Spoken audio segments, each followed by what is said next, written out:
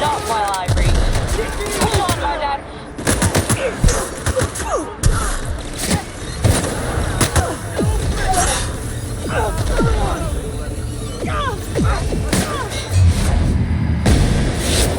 Love a good fight. Somebody clean up this mess.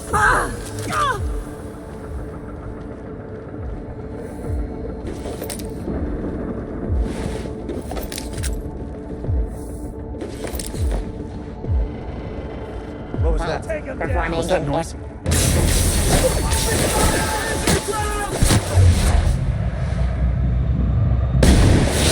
Rough him up.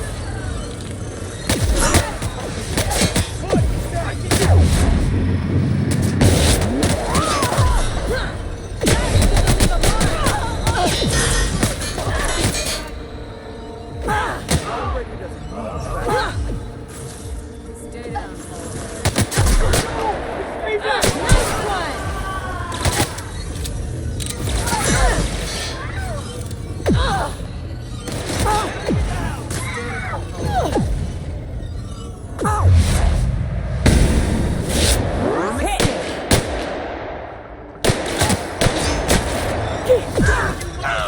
Get up, Leona.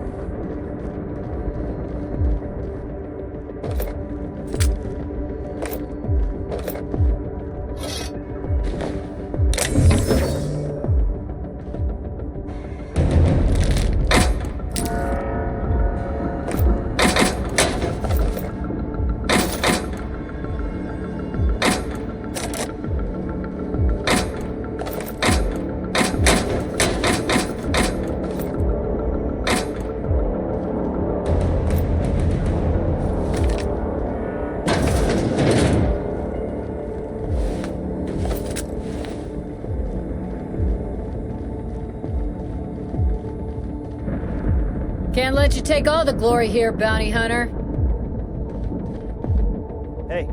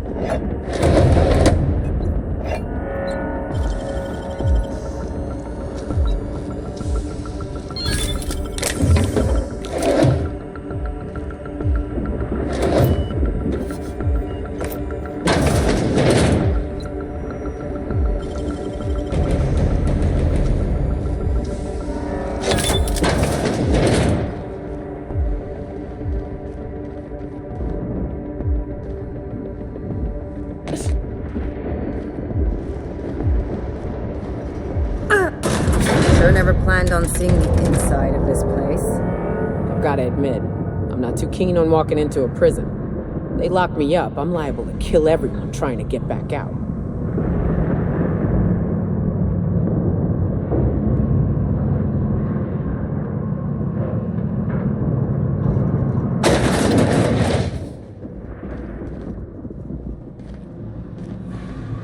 Nice of them to leave us a few options.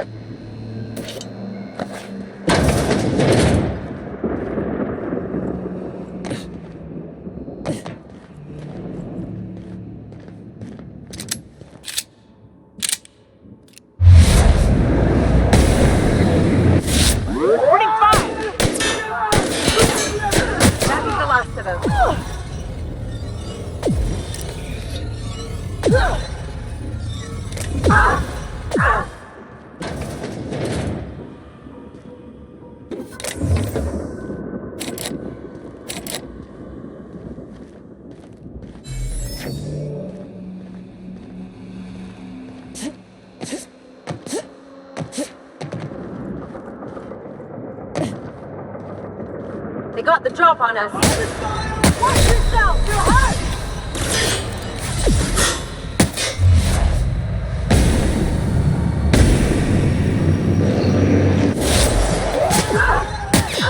Out of ammo! Reloading! I'll take this one!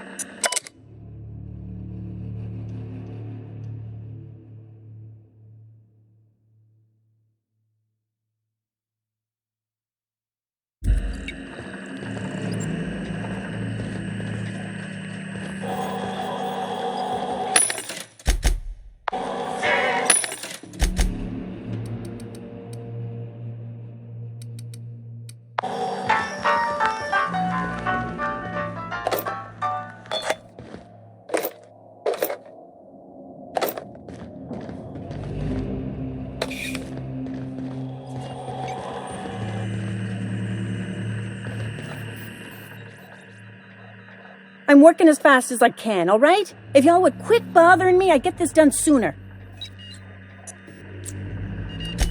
Fixing the FPS system. FPS system. It's redundant, Melody. Can you just let me work? I'm almost done. Forced pacification system. If the prisoners riot, we gas them. It went a little haywire after the last deployment, so here I am. Anyway, I need to finish this, so get out of here, will you?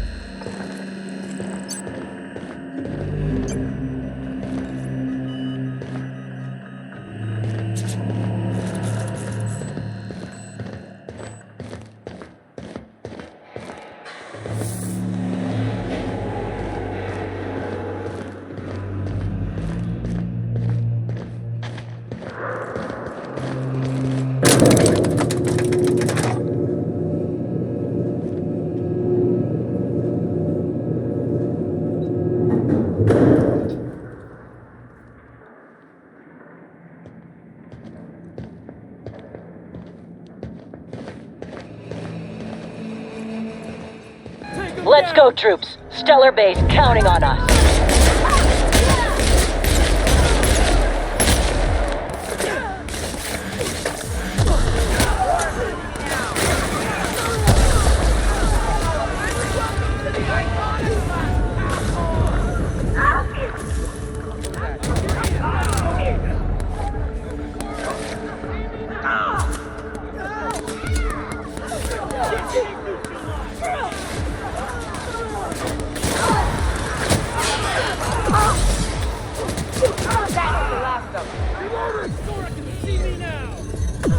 Take your best shot, asshole.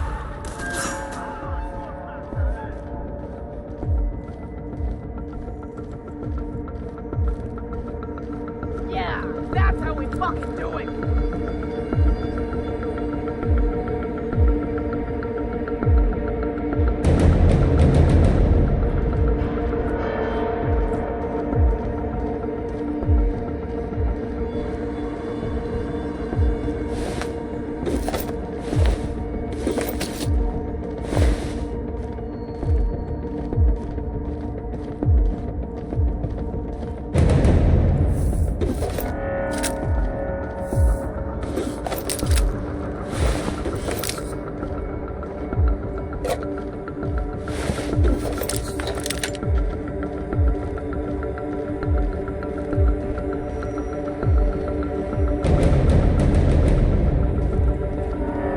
Hey, Cap.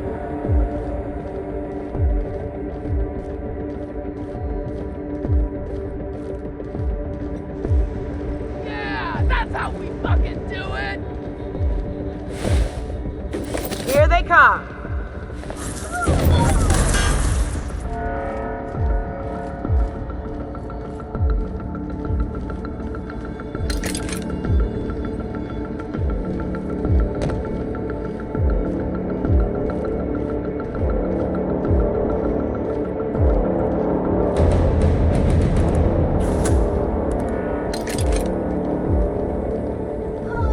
Don't mess with us.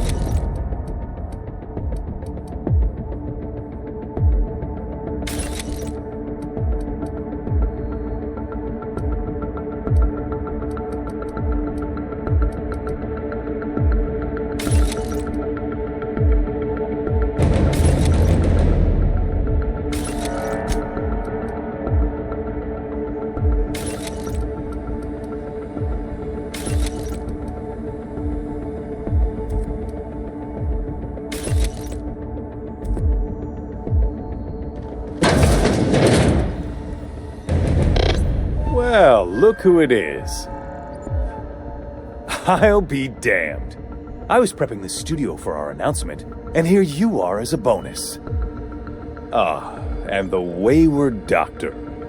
Are you about done with your escapades? We have faces that need lifting after all. These days, I'm more interested in breaking them. Wouldn't mind taking a swing at yours. I knew I smelled Monarch when you lot walked in. The stench of sulfur, depression, and desperate bravado is unmistakable. Keep talking, and you'll be smelling iron. Ain't nobody so important I won't put a bullet in. When you go off and get yourself shot, try to avoid taking one to the face. I'll want it recognizable to show to my citizens.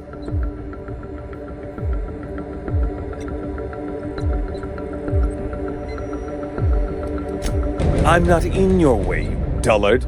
You talk to me. You want to go die in a blaze of glory? Be my guest. Besides, I don't know what you think you're doing here, but Sophia's doing good work up there with Phineas. Your efforts will be in vain.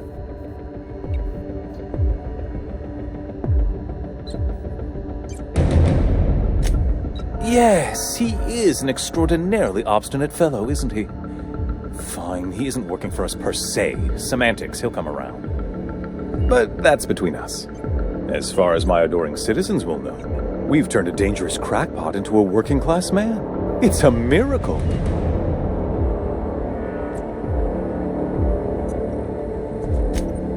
Oh yes, go on, wake them up, add more mouths to feed. That'll solve our starvation problems. I don't know what half-baked plans that simpleton in a lab coat has been leading you through, but it's done. It's over. Let me ask you something, Captain. Have you at any point thought about not fucking up our entire society? At least that means someone's recognizing our work. I'm making actual progress towards stabilization and recovery. You're just getting in the way.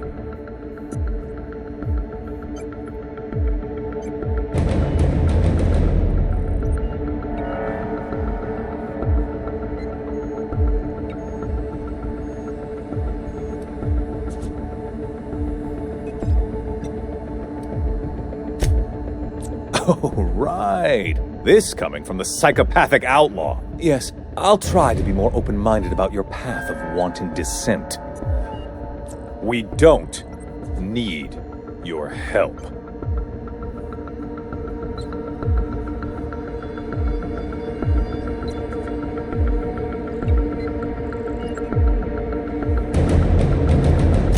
We'll have to agree to disagree on that one, Captain. Now, if you don't mind, I have to finish prepping this script.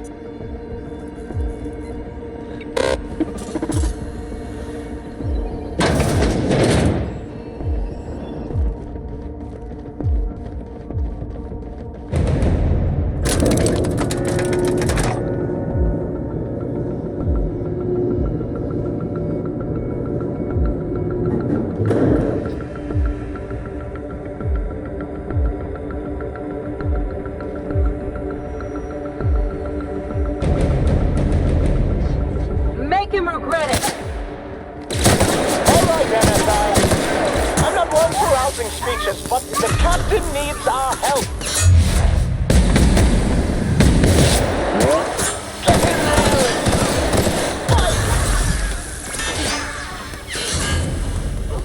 Nice one.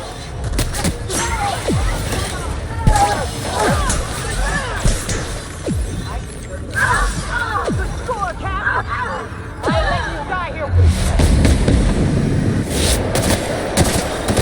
All right?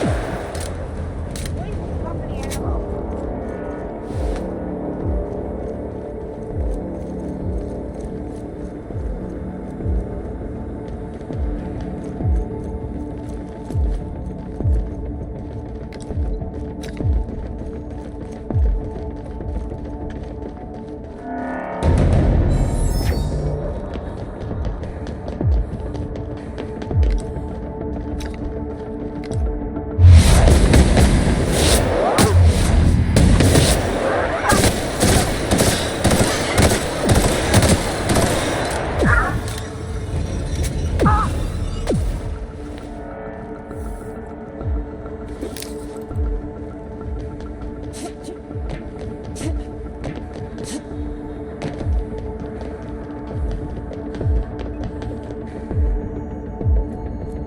We've got your back, Captain! Watch your step if you venture outside the walls. For Monarch! Guess this is it, huh? Take a breath now, folks. Once we're up there, I suspect we ain't gonna have time to stop shooting.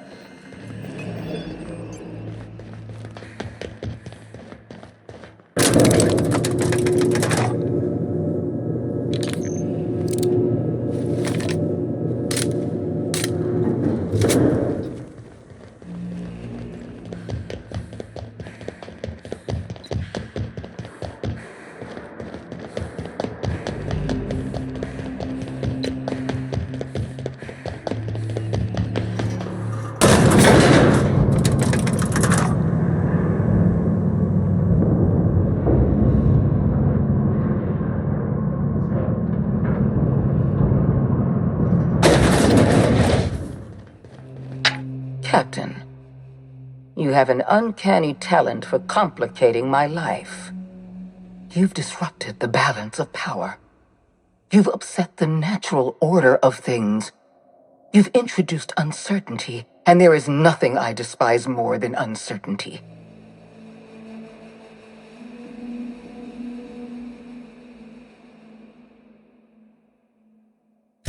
I'm afraid I can't do that. To your credit, Captain, you are one of the colony's finest specialists. Your technical abilities are beyond reproach. For all your talents, you are the enemy of Halcyon, and therefore you are my enemy.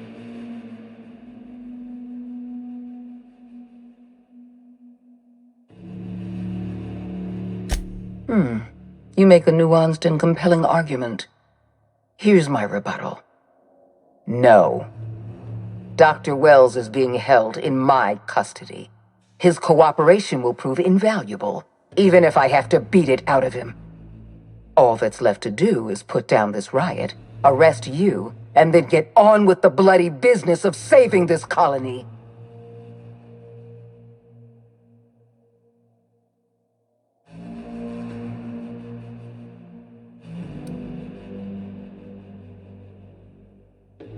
I'm aware of your propensity for violence. Halcyon is a bloodier place because of you. I wish you'd simply cooperated with me. You're the finest marksman in Halcyon. You could have been my gun.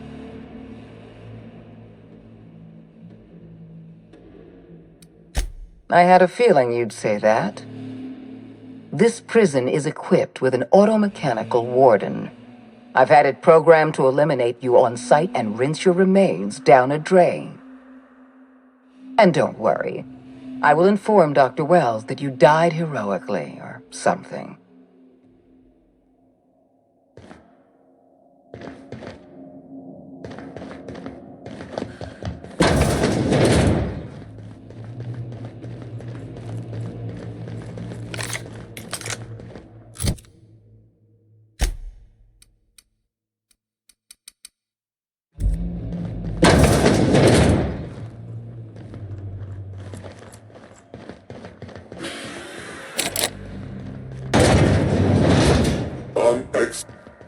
They got the drop on us.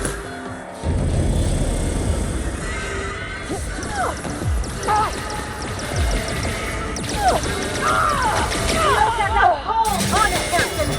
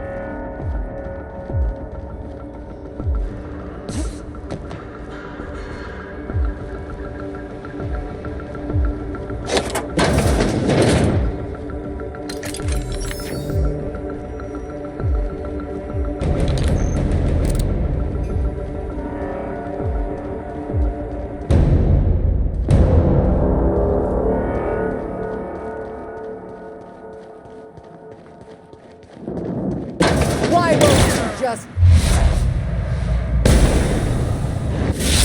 Someone else will clean this up, right? Get me out of here!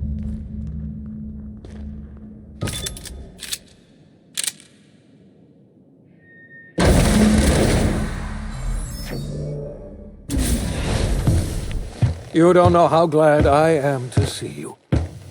You did the right thing. Akande was a monster. Her death was much deserved, and long overdue.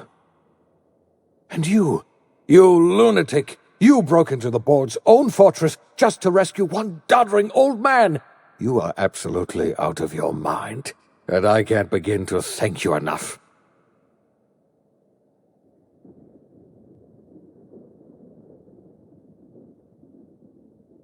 I'm all right, thanks to you. Akande wanted my cooperation. I'm quite sure she would have beaten it out of me if you hadn't arrived. You've broken the board's stranglehold on this colony, and you saved my life. But there's still so much we have yet to accomplish. You and I are going to have to work harder than ever to save Halcyon. I'm afraid the situation is far worse than any of us ever anticipated.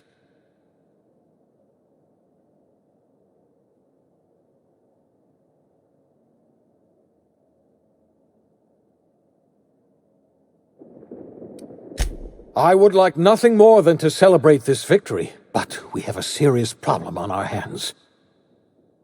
Earth has gone dark. We haven't received a single message in 3 years. There's been no communication, no signals, nothing. 2 years ago, the Earth's Directorate's frigate disappeared on their way back to Earth. We don't know what they discovered when they arrived, or if they arrived at all. They haven't exactly been hands-on around here anyway. So there's one less rubber stamp to worry about. Earth is humanity's home planet, Miss Fenhill. The psychological effects of losing our original home will be devastating. So we've got to make do on our own. Seems to me that'll make us stronger in the end anyhow. You're quite right. We've got no choice but to make do on our own. We're in serious trouble, my friend. Do you know what this means for Halcyon? We can't rely on Earth for support anymore. We've been cut loose. We're entirely on our own.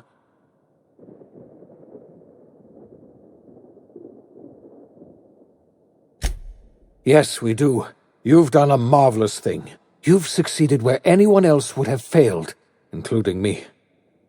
We must begin the revival process immediately, starting with the Hope's brightest minds, and then we're going to fix this damn colony, one problem at a time. We're going to need a leader. And I can't imagine a better person for the job than you. What do you say, old friend? Will you help us?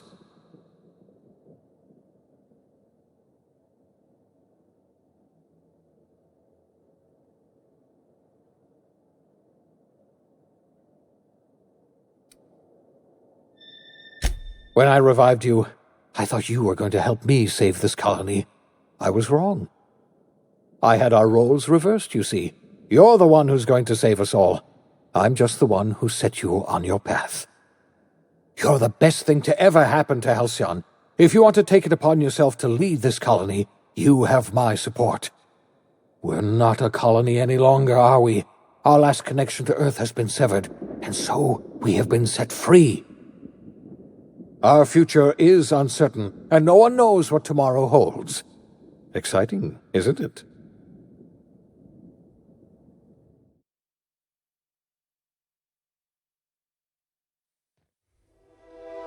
The OSI teaches that everything in the universe happens according to the grand plan. But the stranger that arrived in Halcyon was an unplanned variable. From the moment he landed in Emerald Vale, his actions altered the course of history. The events on Tartarus brought about the end of the board's authority. But the board's mistakes would haunt the colony for decades to come. The damage they left behind would require the work of a generation to repair. Dr. Phineas Wells began reviving a handful of the Hope's colonists, engineers, scientists, technicians, and intellectuals. They were among the brightest minds the Earth had ever sent out into the stars. The Hope scientists and engineers woke up in a colony descending headlong into total collapse. With no way to return to Earth, they had no choice but to band together and devote themselves to the cause of saving Halcyon. The people of Halcyon were nothing if not hardy. In the absence of the board's authority, many of the colony's settlements banded together with a single purpose in mind: survival. Life was especially hard in the years to come. Some towns dissolved by attrition and starvation, but most of them found a way to carry on. In the years to come, Halcyon was forced to reckon with its newfound freedom. The board was gone, and for better or worse, the colony was responsible for its own destiny. Between MSI's worker-centric policies and the iconoclast's manpower, Sanjar and Zora were able to rally many of the Terra 2 townships to their cause. MSI's workforce swelled, and the iconoclasts enjoyed a significant surge in their ranks. The board was too distracted by infighting and internal politics to stop MSI from becoming a powerful corporation and a refuge for townships that might have fallen through the cracks. Consumed by paranoia, Lilia Hagen took Sublight Salvage in a controversial direction, openly accusing board officials of an extraterrestrial conspiracy. One day, an accident at the Groundbreaker's docking bay silenced her forever. Time would tell if her replacement could keep the Sublight family together. The collapse of Edgewater left its workers bereft of any purpose in life. Most of them made their way to Adelaide McDevitt's camp, hoping to ingratiate themselves into her favor. Adelaide accepted only a few to her community. The rest were turned away and likely died of starvation. Nevertheless, Adelaide's camp grew into a well-established town. Adelaide McDevitt refused to cooperate with the ongoing effort to save Halcyon from collapse. A sympathetic deserter stole a copy of her research and delivered it to the Hope's scientists. It is unclear how useful Adelaide's research was. An optimistic estimate suggests her work may have bought Halcyon another few years of survival. Adelaide would never know. She died that winter. Under the leadership of Junlei Tennyson, the Groundbreaker held firm against corporate influence. The ship's mechanical stability gave Junlei the time to educate a promising generation of engineers, schooled in her family's traditions. The future of the Groundbreaker looks promising. The rediscovery of the Hope and the abandonment of the lifetime employment program forced Byzantium to come to terms with some uncomfortable realities about the state of Halcyon.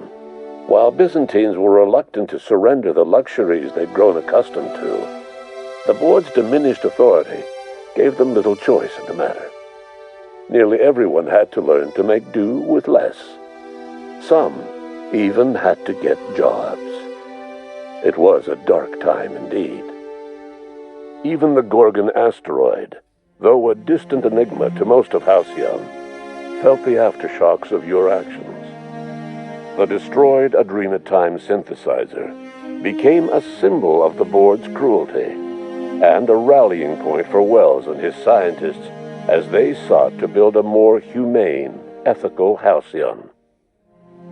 They cleared the dead from Gorgon's laboratories and repurposed them to aid in the crucial work of solving the colony's nutrition crisis. Gorgon, which had once sown death and destruction across Halcyon, became a source of hope and renewal. The Gorgon Project's final explosive end was bittersweet for Olivia Ambrose. She wandered the colony's fringes alone, searching for others like her who despised the board and meant to destroy them. In time, she found Phineas Wells and his cadre of scientists, and she joined them in their efforts to save Halcyon. For a while, she even knew an uneasy peace. But for all that, Olivia found purpose in Wells' project. She was always haunted by the memory of her daughter, Minnie, who hadn't lived to see the better world they were building. She never did forgive herself for the horror her work had wrought on Halcyon. But she remembered fondly the daring captain who'd put an end to it at last. In spite of everything, the Gorgon asteroid remained a sobering reminder of the potential for progress and disaster in humanity's most ambitious efforts. Your influence shifted Ellie's perspective. She finally admitted, albeit grudgingly, that she just might need other people. Sometimes. With a steady income from the life insurance payouts, she was finally able to afford a ship of her own. She hired a small crew and flew supply missions to communities on the fringe. Some of them were even legal. Life in Halcyon was sobering for Felix Millstone. The grand revolution he dreamed of never came. There was no great awakening for the colony, no celebrations in the streets. There was only the hard, desperate work of trying to repair a broken colony. Felix never had a head for numbers, but if there was labor to be done, he was there to help. Eventually, Felix realized that the work of a revolution was done with two hands. As much as he enjoyed his adventures aboard the Unreliable, the vicar, known as Max, eventually decided that it was time to move on, to live out the life he had sought so long to create. He knew there were many in the colony who carried burdens much worse than the ones he had struggled with, and he devoted himself to easing their suffering wherever he could. He only ever took up arms again to defend the defenseless. Unshackled from a lifetime of striving and fighting the universe and himself, Vicar Maximilian de Soto was finally at peace. Once the matter with the Hope colonists was resolved, Junlei bashfully asked Parvati if she'd like to join her permanently on the Groundbreaker, and Parvati enthusiastically, if somewhat awkwardly, agreed.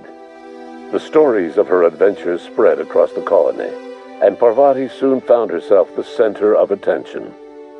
Having served as the engineer of a renowned spacecraft, tramp freighters and wildcat miners sought her out by name, and in no time, she was a fixture in the Groundbreaker's mechanical ecosystem. She and Junlei were never far apart. Nyoka returned to Monarch to take another crack at making a permanent life for herself. She formed the Charon Group, a mercenary outfit of ragtag survivalists and wilderness experts. Anyone in need of a guide, or just looking to throw back a beer and swap stories, could find her camping on the trail or clearing an infestation. The SAM unit that accompanied you spread awareness of the product line's superior sanitation and maintenance capabilities across what was left of the colony. This led to a boost in SAM unit sales. Did you know that SAM units are the longest-lasting, toughest-acting cleaning solution in Halcyon? Minister Clark was released from house arrest, and his contact with you gave him a sense of renewed purpose and vigor. Once it became clear that no help would be coming from Earth, he threw his considerable efforts and talents into helping Halcyon manage the crisis before it. As for Dr. Phineas Wells, he spent his remaining years in his orbital lab. He eventually came to terms with his own past and was able to forgive the mistakes of his younger self by devoting his remaining years to serving the colony. In the end, Dr. Wells was able to save every scientist and engineer aboard the Hope. Over the next decade, nearly all of the Hope's remaining colonists were successfully revived. Halcyon saw a period of rapid technological and scientific advancement. Breakthroughs in dietary supplements saved the colony from starvation. Geoengineering projects and social reforms began to change the structure and character of the colony. Dr. Wells laid the groundwork for the project to save the colony, but he would never live to see the fruits of his labor. He passed away a few years later. His work was carried on by the scientists and engineers he revived. Today, Halcyon has stabilized. The people of the colony work hard to adapt to their new circumstances. Nearby colonies send aid and supplies. Life will never be easy in Halcyon, but for the first time in its history, there exists a sense of real, genuine hope about the future. And what about you, the unplanned variable in the history of Halcyon? Long after Wells passed away, you carried on his work with more energy, determination, and brilliance than he could ever muster. The years that followed were hard, but Halcyon survived by the efforts of the Hope's most promising colonists, the greatest of which was you. No one knows what's happened to Earth, and no one knows what the future has in store for Halcyon. All we know for certain is this: the name of the Unreliable and that of its intrepid captain will remain the subject of countless stories for years to come.